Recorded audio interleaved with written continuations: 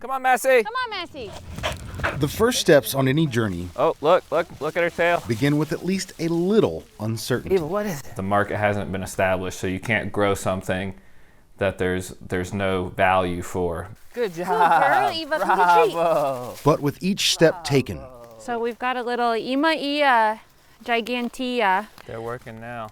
Yeah. a little more confidence is gained. Now that they know they're here, they're much more interested. Tried them and loved them and wanted to learn more, and then I just got bit by the foraging bug. Natalie and Luke Gilbert took their first steps years ago. And I was working at a hydroponic farm, and there was a group of guys who were growing organically outdoors, Luke was curious about wild foods, but they were inspirations to me about actually getting out into the woods and foraging. Right off the Appalachian Trail, he took a foraging class taught by Natalie. He told me that I smelled good, and then he corrected me on a very small detail on a mushroom, and then he told me he needed more friends his age, got my phone number, and the rest is history.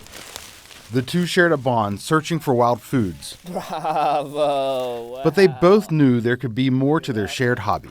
There's a lot of restaurants that, without even knowing my name or credentials, I could cold call and say, I've got 20 pounds of chicken of the woods. Do you guys want it?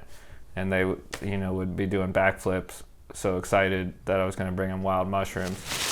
With growing confidence in their skills, That's a pretty big outlier. We found some a little bigger than this, but the couple founded Wild Goods and knew they could use some extra company on their journey. Listen to this article.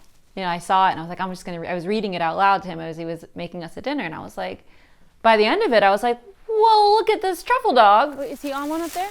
Massey, what you got? I know. Give them some treats. These are big boys. Come on, puppies. That if we try to do this, Good girl. and if they're really out there, we of all the people who already forage thousands of pounds of mushrooms, we can do it. Sometimes I'm so busy, they're finding so many that I'm literally like, it's hard to keep up. While pigs are often associated with truffle hunting in popular culture, the dogs are more gentle with the treasure, and If you have a 500-pound pig and they want the truffle and you want the truffle, there's a lot of 9-fingered truffle hunters in Europe. but the main secret to finding those elusive spores?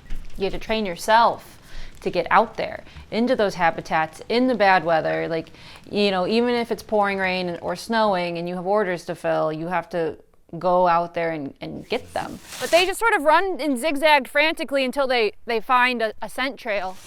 A unique business from a unique journey with a fulfilling wild ingredient. Yeah, they'll be on downsides of logs like this. And I always feel like it's a job that if you were like an elf, this would be like a job that like the elf does. Like we go in the woods, we find mushrooms, we bring them, and people are so excited and happy to have them.